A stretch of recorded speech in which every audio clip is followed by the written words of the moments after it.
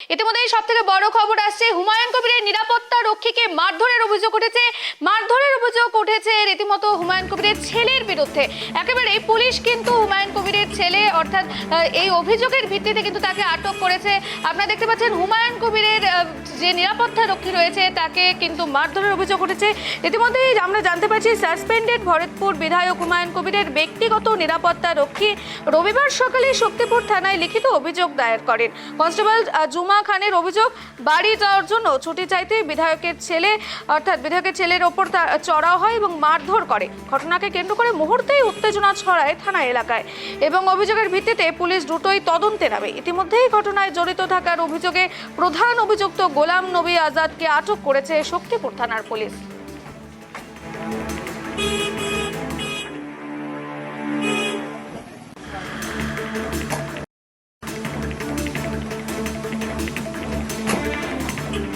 বিধায়ক হুমায়ুন কবিরের ব্যক্তিগত নিরাপত্তা রক্ষীকে রীতিমতো মারধরের অভিযোগ উঠেছে তার ছেলের বিরুদ্ধে এবং একই রকম ভাবে এই মারধরের অভিযোগে কিন্তু আটক করা হয়েছে হুমায়ুন কবিরের ছেলেকে। এমনটাই কিন্তু সূত্রের খবর অনুযায়ী জানা যাচ্ছে।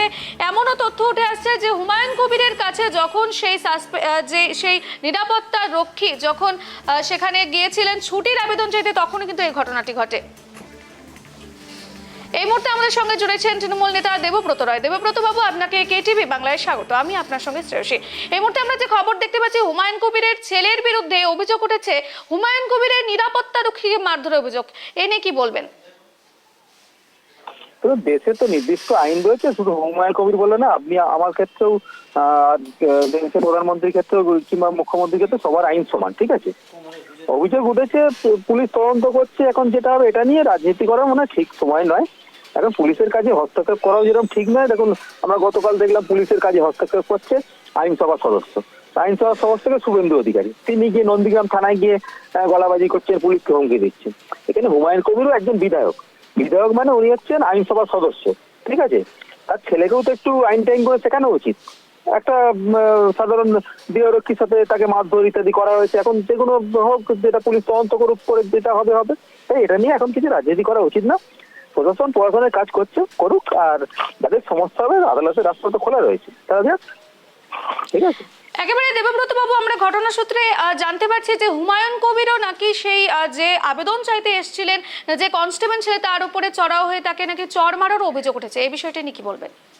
হ্যাঁ, সেটাই তো বলছি। দেখুন, হুমায়ুন কবির তো সাধারণ লোক, উনি তো আইনসভার সদস্য, ঠিক আছে। আইনসভার সদস্য মানে হচ্ছে সেখানে আইন প্রণয়ন হয়। সেই আইন প্রণয়ন হয়, সেখানে তারা বেআইনি কাজগুলো করে কি করে? এখন যে আইনটা আইনসভা থেকে প্রণয়ন হয় সেটা আগামী দিনে লাগু হয়। এখন আইনসভার সদস্য সাধারণ মানুষের কাছে তারা কি বার্তা দিচ্ছেন?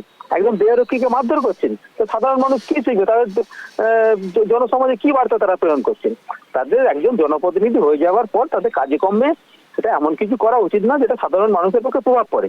সেই জায়গা থেকে হুমায়ুন কবির একজন জনপ্রতিনিধি, এখন তার সেইভাবেই দেখা উচিত ছিল। এখন প্রশাসন ব্যবস্থা নিচ্ছে, যেটা হবে হবে। তারপর তার আদালত তো খোলা রয়েছে, যাদের অপছন্দ হবে যাবে, ঠিক আছে। এক্ষেত্রে জানা যাচ্ছে পুলিশ আটক করেছে হুমায়ুন কবিরের ছেলেকে, কিন্তু এই প্রসঙ্গ নিয়ে হুমায়ুন কবির নিজে বলেছেন যে তিনি নাকি থানা ঘেরাও করবেন।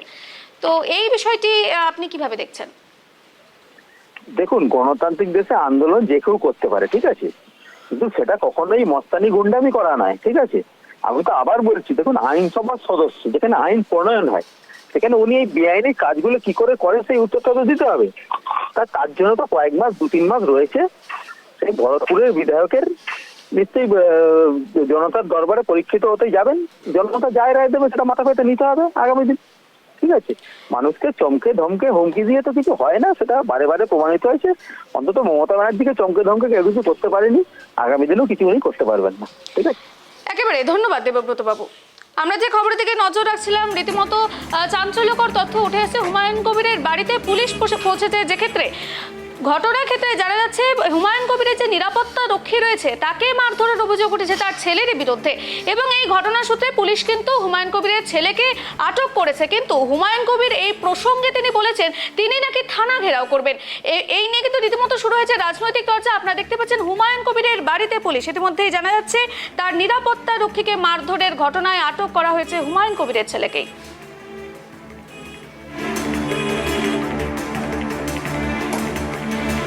এই এই মুহূর্তে আমাদের সঙ্গে জুড়েছেন বিজেপি নেত্রী রুবি মণ্ডল। রুবি দি, আপনাকে কেটিভি বাংলায় স্বাগত। আমি আপনার সঙ্গে শ্রেয়সী। এই মুহূর্তে আমরা দেখতে পাচ্ছি যে হুমায়ুন কবিরের নিরাপত্তা রক্ষীকে মারধরের অভিযোগ উঠেছে তারই ছেলের বিরুদ্ধে, এবং হুমায়ুন কবির তিনি বলেছেন যে তিনি নাকি থানা ঘেরাও করবেন। এই বিষয়টি নিয়ে কি বলবেন? পূর্ণ নাটক।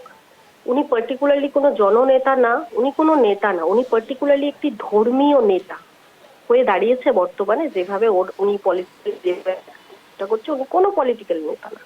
তো ধর্মীয় নেতার সম্পর্কে আমরা কি বলতে যাব? এবং সেখানে কি হচ্ছে, এটা সম্পূর্ণ নাটক। যেহেতু ওনাকে মিডিয়ায় হাইলাইট হতে হবে, তাই এটা উনি নতুন করে একটা নাটক ক্রিয়েট করে উনি এখন মিডিয়ার একদম ফ্রন্ট লাইনে থাকার চেষ্টা করছে শুধুমাত্র। এবং এভাবেই উনি ফান্ড তুলবে আগামী দিনে, এবং তৃণমূলের বি টিম হিসাবে 75% বাবরি মসজিদের নামে যে টাকাটা আসবে সেটা 75% মমতা ব্যানার্জির বাড়িতে চলে যাবে। এটাই আগামী দিনে দেখা যাবে।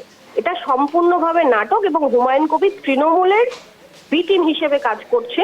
তাতে করুক, কিন্তু পার্টিকুলার একটা ধর্মীয় নেতা, উনি কোনো পলিটিক্যাল নেতা না, না সাধারণ মানুষের জননেতা। ওনার বিধায়ক পদ থেকে ইস্তফা দিয়ে এইসব নাটক করা উচিত ছিল। রবিতে, কিন্তু তৃণমূলের পক্ষ থেকে তো বলা হচ্ছে যে প্রশাসন ঠিকই প্রশাসনের কাজ করবে। তো এই ক্ষেত্রে যে বলা হয়েছে নিরাপত্তা রক্ষীকে যেরকম মারধরের অভিযোগে তার ছেলেকে আটক করা হয়েছে, সেক্ষেত্রে প্রশাসন ঠিকই প্রশাসনের কাজ করছে।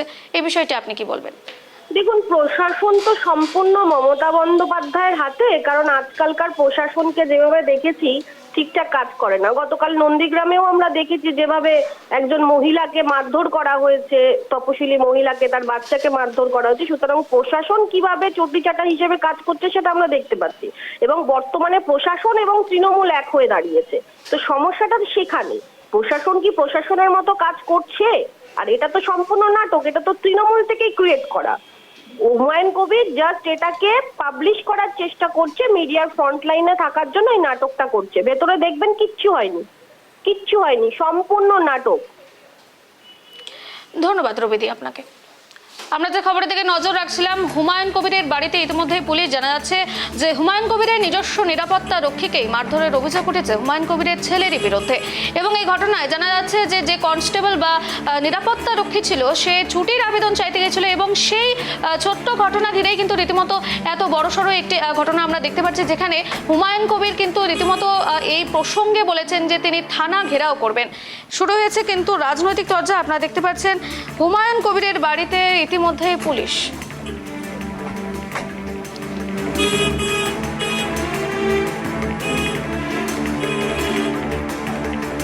ইতিমধ্যে আমাদের সঙ্গে জড়েছেন কংগ্রেস নেতা সৌম্য আইচাই। সৌম্যবাবু, আপনাকে কেটিভি বাংলায় স্বাগত। আমি আপনার সঙ্গে শ্রেয়সী।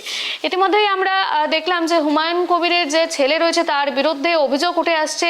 হুমায়ুন কবিরের নিজস্ব নিরাপত্তা রক্ষীকে মারধরের অভিযোগ উঠেছে।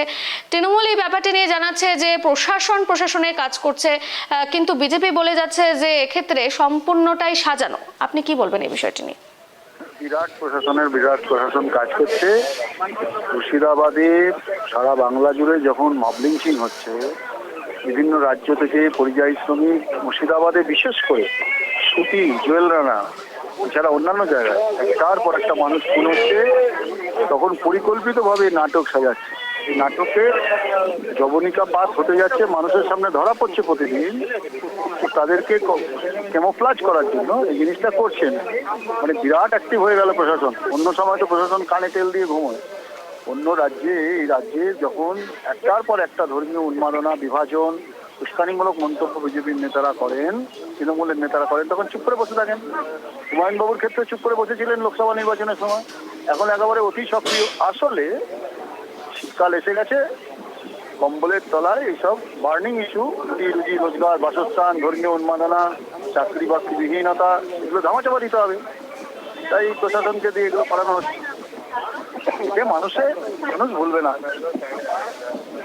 একেবারে সৌম্যবাবু, এই ঘটনায় আমরা দেখতে পাচ্ছি হুমায়ুন কবির তিনি নিজে বলেছেন যে তার ছেলেকে আটক করার বিরুদ্ধে তিনি থানা ঘেরাও করবেন, থানা ঘেরাও কর্মসূচি রাখবেন। এই বিষয়টি আপনি কিভাবে দেখছেন?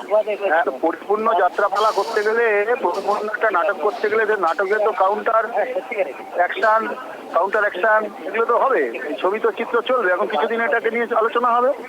বাকি বার্নিং ইস্যুস যেটা প্রাসঙ্গিকতা পায় মানুষের জন্য, গরিব মানুষের ইস্যু, সেগুলো ধামা যাওয়া পড়ে যাবে। এটাই তো করছে। ধন্যবাদ সৌম্যবাবু আপনাকে। আমরা যে খবরের দিকে নজর রাখছিলাম, সাসপেন্ডেড ভরতপুর বিধায়ক হুমায়ুন কবিরের ব্যক্তিগত নিরাপত্তা রক্ষী অর্থাৎ যে কনস্টেবলকে মারার কিন্তু অভিযোগ উঠেছে। রবিবার সকালে শক্তিপুর থানায় লিখিত অভিযোগ দায়ের করেন তিনি এই ঘটনাটি সম্পর্কে, এবং কনস্টেবল জুমা খানের অভিযোগ রয়েছে বাড়ি যাওয়ার জন্য ছুটির আবেদন চাইতেই বিধায়কের ছেলে অর্থাৎ রবিন কবির তার উপর কিন্তু চড়াও হয় এবং মারধর করেন। জানা যাচ্ছে ঘটনাকে কেন্দ্র করে মুহূর্তেই কিন্তু উত্তেজনা ছড়ায় থানা এলাকায়। অভিযোগের ভিত্তিতে পুলিশ দ্রুতই তদন্তে নামে এবং ইতিমধ্যেই ঘটনায় জড়িত থাকার অভিযোগে প্রধান অভিযুক্ত গোলাম নবী আজাদকে কিন্তু আটক করা হয়েছে। ইতিমধ্যে আমরা কথা বললাম তৃণমূল নেত্রীর সঙ্গে এবং তৃণমূল, বিজেপি এবং কংগ্রেসের সঙ্গে কথা বললাম। তৃণমূল কিন্তু জানাচ্ছে এই বিষয়টি নিয়ে যে সম্পূর্ণ কিন্তু প্রশাসন কিন্তু প্রশাসনের কাজ করছে। এদিকে বিজেপি কিন্তু আবার ঠিক বলে যাচ্ছে যে এটি সম্পূর্ণই সাজানো, হুমায়ুন কবিরের সঙ্গে তৃণমূলের যোগাযোগ রয়েছে, এই সম্পর্কে কিন্তু তিনি এরকম বললেন। আর কংগ্রেস থেকে কিন্তু বলা হলো যে এই সম্পূর্ণটাই হাইলাইটেড করার জন্য, নিজের একটি হাইলাইটেড প্রোফাইল বানানোর জন্য তিনি কিন্তু এই সমস্ত কিছু করছেন। আমাকে সিকিউরিটি মারতে গিয়েছিল, আমাকে সিকিউরিটি উইদাউট পারমিশন আমার অফিস ঘরে মারতে গিয়েছিল। তার জন্য ছেলে তাকে ঘাট ধাক্কা দিয়ে বের করে দিয়েছে। তার জন্য যদি পুলিশ যায়, পুলিশ অ্যাকশন করুক। আমি মুর্শিদাবাদের পুলিশকে বলছি তো ওই বৃহস্পতিবার 12টার সময় ঘিরে জবাব নেব যে আমার বাড়িতে পুলিশ কি কারণে গিয়েছে, উইদাউট নোটিসে কেন আমার বাড়িতে পুলিশ গিয়েছে, তার জবাব দিয়ে নেব।